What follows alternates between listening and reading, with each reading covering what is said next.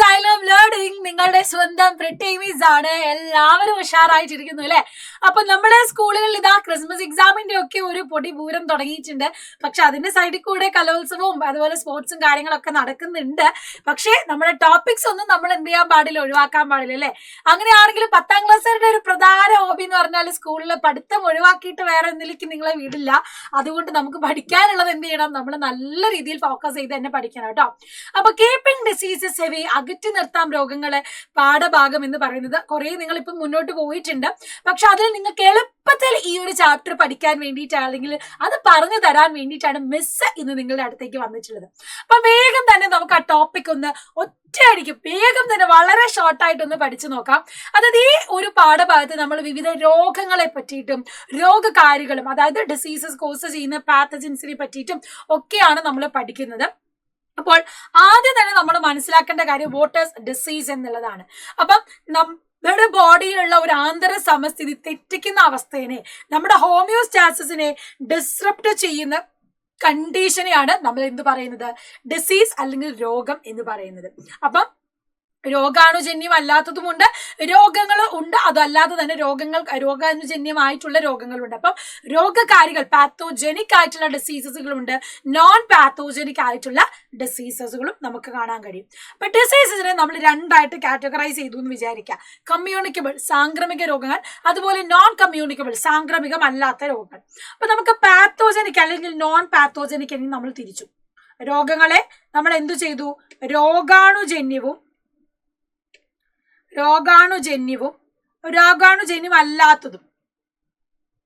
ജന്യമല്ലാത്തതും എന്നിങ്ങനെ നമ്മൾ കാറ്റഗറൈസ് ചെയ്തു. അങ്ങനെ നമ്മൾ കാറ്റഗറൈസ് ചെയ്യുമ്പോൾ നിങ്ങൾക്കറിയാം പാത്തോജനിക് ആയിട്ട് വരുന്ന രോഗങ്ങൾക്ക് ഉദാഹരണമാണ് ലെപ്റ്റോസ്പൈറോസിസ് അല്ലെങ്കിൽ എലിപ്പനി എന്ന് പറയുന്ന രോഗം.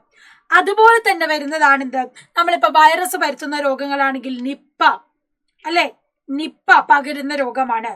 3 നമ്മള് മലേറിയ, മലമ്പനി, ഇതൊക്കെ എന്താണ്, പകരുന്ന രോഗങ്ങളാണ്. ഒരാളിൽ നിന്ന് മറ്റൊരാളിലേക്ക് പകരുന്ന രോഗങ്ങളെയാണ് നമ്മൾ പാത്തോജനിക് രോഗാണുജന്യ രോഗങ്ങൾ എന്ന് പറയുന്നത് അല്ലെ? യെസ്. അങ്ങനെയാണെങ്കിൽ ഈ പറയുന്ന നോൺ പാത്തോജനിക് രോഗാണുജന്യം അല്ലാത്ത രോഗങ്ങളുമുണ്ട്. അതിന് നമുക്കൊരു എക്സാമ്പിൾ പറയാം, ക്യാൻസർ എന്താണ്, രോഗാണുജന്യം അല്ലാത്ത ഒരു രോഗമാണ്. അതുപോലെ തന്നെ നമുക്ക് പറയുന്ന മറ്റുദാഹരണമാണിത് ഹാർട്ട് അറ്റാക്ക് അല്ലെ? ഹാർട്ട് അറ്റാക്ക് എന്ന് പറയുന്നത് ഹൃദയാഘാതം എന്ന് പറയുന്നത് എന്താണ്, ഈ ഒരു രോഗാണുജന്യം അല്ലാത്ത രോഗങ്ങൾക്ക് ഉദാഹരണമാണ്. പിന്നെയോ മൂന്നാമത് പറയുകയാണെങ്കിൽ വേറെ നമുക്ക് എന്ത് പറയാം, പലതരത്തിലുള്ള അനീമിയ ഉണ്ട് അല്ലെ? അനീമിയ ഇതൊക്കെ ഒരാളിൽ നിന്ന് മറ്റൊരാളിലേക്ക് പകരാത്ത രോഗങ്ങൾ. ഇങ്ങനെ 2 കാറ്റഗറിയിലാണ് നമുക്ക് എന്ത് ചെയ്യാനുള്ളത്, പഠിക്കാനുള്ളത്. രോഗാണുക്കൾ വഴി പകരുന്നതും രോഗാണുക്കൾ ഇല്ലാതെയും പകരുന്നതും. അപ്പോൾ രോഗം പരത്തുന്ന കുറച്ച് രോഗാണുക്കൾ നമ്മുടെ ഇടയിലുണ്ട് അല്ലെ? പാത്തോജൻസ് നമ്മുടെ ഇടയിലുണ്ട്. അങ്ങനെ ഡിസീസ് കോസിംഗ് ആയിട്ടുള്ള രോഗം പരത്തുന്ന സൂക്ഷ്മജീവികളുണ്ട്. രോഗങ്ങൾ പരത്തുന്ന സൂക്ഷ്മജീവികൾ. ആ സൂക്ഷ്മജീവികൾക്ക് ഉദാഹരണമാണ് താഴെ നിങ്ങൾ കാണുന്നത്. ഒന്നാമത്തേത് നിങ്ങൾക്ക് കാണാം ബാക്ടീരിയ അല്ലെ? രണ്ടാമത്തേത് വൈറസുകൾ, ഫംഗസുകൾ, അതുപോലെ പ്രോട്ടോസോവ. ഇവയൊക്കെ രോഗങ്ങൾ പരത്തുന്ന രോഗാണുക്കളാണ്, പാത്തജൻസിന് ഉദാഹരണങ്ങളാണ്. അപ്പൊ നമുക്ക് ഈ പാത്തോജനിക് ഡിസീസസിനെ ഒന്ന് കാറ്റഗറൈസ് ചെയ്താൽ ഇങ്ങനെ കാണാം. ബാക്ടീരിയ പരത്തുന്ന രോഗങ്ങൾക്ക് ഉദാഹരണമാണ് ഒന്നാമത്തേത് റാറ്റ് ഫീവർ അല്ലെങ്കിൽ എലിപ്പനി എന്ന് പറയുന്നത്. രണ്ടാമത്തേത് ഡിഫ്തീരിയ, മൂന്നാമത്തേത് ട്യൂബർകുലോസിസ്. എലിപ്പനി, ഡിഫ്തീരിയ, ക്ഷയം എന്ന് പറയുന്നത് ബാക്ടീരിയ പരത്തുന്ന രോഗങ്ങളാണ്. ഇതേപോലെ തന്നെ വൈറസ് പരത്തുന്ന രോഗങ്ങൾക്ക് ഉദാഹരണമാണ് നിപ്പ, എയ്ഡ്സ്, ഹെപ്പറ്റൈറ്റിസ്. ഏതൊക്കെയാണ്? Nipah, AIDS, hepatitis. ഇതെല്ലാം വൈറസ് പരത്തുന്ന രോഗങ്ങളാണ്. മൂന്നാമതായിട്ട് നമ്മൾ പഠിക്കുന്നത് ഫംഗസ് പരത്തുന്ന രോഗങ്ങളാണ്. അതിന് ഉദാഹരണങ്ങളാണ് നമ്മുടെ തലയിൽ വരുന്ന ഡാൻഡ്രഫ്, താരൻ, പിന്നെ റിംഗ് വോം, വട്ടച്ചൊറി, അതുപോലെ അത്ലറ്റ്സ് ഫൂട്ട്. ഇതൊക്കെ എന്താണ്? ഫംഗസ് പരത്തുന്ന രോഗങ്ങളാണ്. ഇതേപോലെ പ്രോട്ടോസോവ എന്ന് പറയുന്ന ഒരു രോഗാണുണ്ട്. ആ സൂക്ഷ്മജീവി പരത്തുന്ന 2 രോഗങ്ങളാണ് മലേറിയ, ഫൈലേറിയാസിസ് അല്ലെ? മലമ്പനിയും മന്തും. ഇത്രയും രോഗങ്ങളാണ് രോഗാണുക്കൾ വഴി പകരുന്നവ അല്ലെങ്കിൽ പാത്തോജനിക് ഡിസീസസിന് എക്സാമ്പിൾ നമ്മുടെ ഈ സിലബസിൽ SSLC ബയോളജിയുടെ സിലബസിൽ പഠിക്കുന്നത്. ഓക്കെ, ഇനി ഇവരെങ്ങനെയൊക്കെ പകരുന്നു, ഈ പറയുന്ന പാത്തോജനിക് ഡിസീസസ് ഏത് രീതിയിൽ പകരുന്നു, ഇത് വളരെ ഇമ്പോർട്ടന്റ് ആയിട്ടുള്ള ടോപ്പിക്കാണ്. എങ്ങനെ പകരുന്നു എന്നുള്ളത് 2 മാർക്കിനും 3 മാർക്കിനും ചോദ്യം വരും. ഒന്ന് ബൈ കോണ്ടാക്ട്, സ്പർശനത്തിലൂടെ. നമ്മൾ ചുമയ്ക്കുമ്പോൾ നമ്മൾ ചുമച്ചിട്ട് ഒരാളെ തൊടുമ്പോൾ എന്ത് ചെയ്യുന്നു, ആ വൈറസ് പകരാം. രണ്ടാമത് കണ്ടാമിനേറ്റഡ് ഫുഡ് ആൻഡ് വാട്ടർ, അല്ലെങ്കിൽ മലിനമായിട്ടുള്ള ആഹാരവും ജലവും, അല്ലെ. ഹെപ്പറ്റൈറ്റിസ് ഒക്കെ മഞ്ഞപ്പിത്തമൊക്കെ പകരുന്നത് ഇതുപോലത്തെ മലിനമായിട്ടുള്ള ആഹാരത്തിലൂടെയും ജലത്തിലൂടെയുമാണ്. മൂന്നാമത്തേതാണ് അൺസ്റ്റെറിലൈസ്ഡ് എക്യുപ്മെന്റ്സ്, അണുവിമുക്തമാക്കാത്ത ഉപകരണങ്ങൾ. നമ്മളൊരു സൂചി കുത്തുമ്പോൾ ഇഞ്ചക്ഷനും സിറിഞ്ചസും യൂസ് ചെയ്യുന്ന സമയത്ത് നല്ല പ്രോപ്പറായിട്ട് സ്റ്റെറിലൈസ് ചെയ്തിട്ടില്ല എക്യുപ്മെന്റ്സ്, അണുവിമുക്തമാക്കിയ ഉപകരണങ്ങൾ വേണം നമ്മൾ ഉപയോഗിക്കാൻ. അല്ലെങ്കിൽ എന്ത് സംഭവിക്കും, ഒരാളെ കുത്തിയ സൂചി തന്നെ വേറൊരാളെ കുത്തുമ്പോൾ അയാളിൽ നിന്നുള്ള രോഗാണുക്കൾ നമ്മുടെ ശരീരത്തിലും എത്താം. അതാണ് അൺസ്റ്റെറിലൈസ്ഡ് എക്യുപ്മെന്റ്സ് വഴി രോഗങ്ങൾ പകരുന്നത്. ഇതേപോലെ തന്നെ അടുത്തതാണെന്ത്, കഫിങ്ങും സ്നീസിങ്ങും. കഫിങ് സ്നീസിങ് എന്നാൽ ചുമയ്ക്കുക, അതിൽ ചുമ വരുന്നു, അതുപോലെ തുമ്മൽ വരുന്നത് വഴിയും എന്ത് ചെയ്യും, രോഗാണുക്കൾ വായുവിലൂടെ പകരാം. പിന്നെ ഉള്ളത് വെക്ടേഴ്സ് ആണ്, വാഹകർ. കൊതുക് പരത്തുന്ന രോഗങ്ങൾ, ഡെങ്കിപ്പനി, ചിക്കൻഗുനി ഒക്കെ നമ്മൾ പറയുന്നതാണ്, അതൊക്കെ വാഹകരിലൂടെ വരുന്നതാണ്. ഇപ്പൊ ലെപ്റ്റോസ്പൈറസ്, എലിപ്പനി എടുക്കുമ്പോൾ അവിടുത്തെ വാഹകർ എലിയാണ്. പിന്നെ ഉള്ളതാണ് ക്ലോത്ത്, വസ്ത്രം. രോഗങ്ങൾ, ഈ ഫംഗസ്, ചൊറിച്ചിലും അലർജിയും ഒക്കെ ഉള്ള ഒരു സമയത്ത് പലതരത്തിലുള്ള ഫംഗൽ ഇൻഫെക്ഷൻസ് ഒക്കെ ഒരാൾ ഉപയോഗിച്ച ഡ്രസ്സ് വേറൊരാൾ ഉപയോഗിക്കുമ്പോൾ ആ രീതിയിലും എന്ത് ചെയ്യാം, ഈ പറയുന്ന രോഗങ്ങൾ പകരാം. അപ്പം എങ്ങനെ രോഗങ്ങൾ പകരുന്നു എന്നുള്ളത് വളരെ ഇമ്പോർട്ടന്റ് ആയിട്ട് ഈ ഒരു ഫ്ലോ ചാർട്ടിൽ നിന്ന് നിങ്ങൾക്ക് പഠിക്കാവുന്നതാണ്. ഇനി ഒന്നാമതായിട്ട് നമ്മൾ പഠിക്കുന്ന ബാക്ടീരിയൽ ഡിസീസ് പറഞ്ഞു, എലിപ്പനി ഉണ്ട്, ഡിഫ്തീരിയ ഉണ്ട്, ക്ഷയമുണ്ടെന്ന്, അല്ലെ. ഇത് 3ഉമാണ്. ഈ എലിപ്പനിയിൽ ലെപ്റ്റോസ്പൈറോസിസ്, റാറ്റ് ഫീവർ നിങ്ങൾക്ക് കാണാൻ കഴിയുന്നുണ്ടല്ലോ, ലെപ്റ്റോസ്പൈറോസിസ്.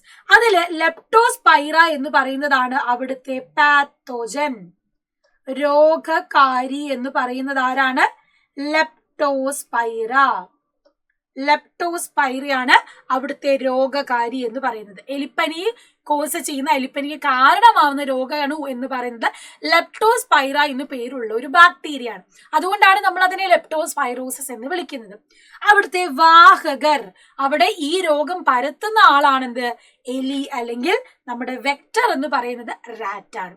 ഇനി രണ്ടാമത്തെ രോഗാണുലേക്ക് നമ്മൾ വരുമ്പോൾ ഡിഫ്തീരിയ. ഒന്നാമത്തെ റാറ്റ് ഫീവർ, ലെപ്റ്റോസ്പൈറോസിസ്. രണ്ടാമത്തേത് ഡിഫ്തീരിയ ആണെങ്കിൽ അവിടുത്തെ രോഗകാരി അല്ലെങ്കിൽ പാത്തോജൻ എന്ന് പറയുന്നത് ആരാണ്, കൊറീനി ബാക്ടീരിയം ഡിഫ്തീരിയ എന്ന് പേരുള്ള ബാക്ടീരിയ, കൊറീനി ബാക്ടീരിയം ഡിഫ്തീരിയ, അല്ലെ.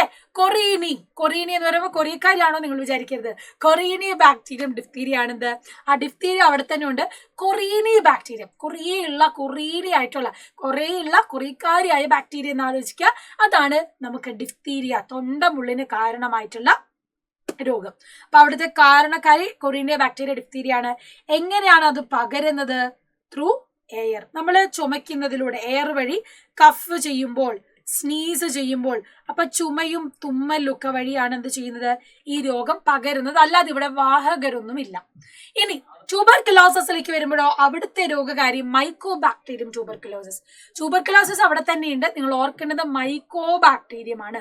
മൈക്കോ ബാക്ടീരിയം എന്ന അവിടെ പേരിൽ തന്നെയുണ്ട്. മൈക്കോ ആലോചിച്ചാൽ മതി.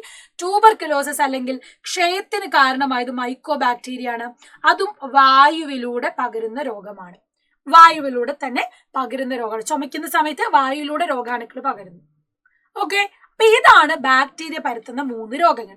ഇനി വൈറസ് പരത്തുന്ന രോഗങ്ങളിലേക്ക് വരുമ്പോഴോ അവിടെ നിപ്പ രോഗം പരത്തുന്നത് നിപ്പ വൈറസ് ആണ്. അവിടെ വെക്ടർ ഉണ്ട്, പ്രൈമറി വെക്ടറും സെക്കൻഡറി വെക്ടറും. പ്രൈമറി വെക്ടർ ആണ് എന്ത്, ബാറ്റ്, അല്ലെങ്കിൽ നമ്മൾ പറയുന്ന വാഹകരിലും വവ്വാലും. പിന്നെ ഉള്ളതാണ് പന്നി, അല്ലെ. ഈ പറയുന്ന പേരയ്ക്കൊക്കെ കഴിച്ച പഴങ്ങളൊക്കെ കഴിച്ചിട്ടുള്ള ബാറ്റുകളായിരിക്കും. അപ്പൊ ആ പഴങ്ങൾ കഴിക്കുമ്പോൾ നമ്മിലേക്ക് പകരും. അതല്ലെങ്കിൽ പന്നികൾക്ക് ആ പഴങ്ങൾ കഴിക്കുമ്പോൾ പന്നിയിലേക്ക് പകരും. പന്നികളിൽ നിന്ന് മനുഷ്യരിലേക്കും പകരും. ഈ രീതിയിലാണ് നിപ്പ വൈറസ് പകരുന്നത്. ഓക്കെ, അപ്പൊ രോഗകാരി നിപ്പ വൈറസ് ആണ്. അതേപോലെ തന്നെ വരുന്നതാണ് AIDS, human immunodeficiency virus, HIV virus എന്ന് നമ്മൾ പറയും. ഈ HIV വൈറസ് ആണ് എയ്ഡ്സ് കാരണമാക്കുന്നത്. അതുപോലെ തന്നെ എയ്ഡ്സിന്റെ ഫുൾ ഫോം നിങ്ങൾ പഠിച്ചു വെക്കുക, auto immunodeficiency syndrome. Auto immunodeficiency syndrome. അതേപോലെ തന്നെ നിങ്ങൾ മലയാളത്തിൽ എഴുതിയാൽ മതി, auto immunodeficiency syndrome. HIV full form എന്താണ്, human immunodeficiency virus. Human immunodeficiency virus. Human immunodeficiency virus ആണ് HIV എന്ന് നമ്മൾ പറയുന്നത്. അപ്പൊ അതാണ് എയ്ഡ്സ് എന്ന് പറയുന്ന രോഗം എന്ന് പറയുന്നത്. മൂന്നാമത് നമ്മൾ വൈറസ് രോഗത്തിൽ പഠിക്കുന്ന ഹെപ്പറ്റൈറ്റിസ് വൈറസ് ആണ്. ഹെപ്പറ്റൈറ്റിസ് എന്ന് പറയുന്നത് ഏതിലൂടെയാണ്? കണ്ടാമിനേറ്റഡ് വാട്ടറിലൂടെയൊക്കെ പകരം ഈ വൈറസ്. അവിടെ രോഗകാരി പാത്തജൻ എന്ന് പറയുന്നത് ഹെപ്പറ്റൈറ്റിസ് വൈറസ് തന്നെയാണ്. ഓക്കെ, ഇനി ഇതേപോലെ തന്നെ വൈറസ് മൂലം ഉണ്ടാവുന്ന മറ്റു രോഗമുണ്ട്, അതാണ് ഡെങ്കു ഫീവർ. അവിടുത്തെ രോഗകാരി ഡെങ്കു വൈറസ് ആണ്, പക്ഷെ വെക്ടർ, അവിടുത്തെ വാഹകർ എന്ന് പറയുന്നത് എന്താണ്? ഈഡിസ് കൊതുകുകളാണ്. ഇതേപോലെ നിങ്ങൾ പഠിക്കേണ്ടതാണ് ഡെങ്കിപ്പനി വരുന്നത്.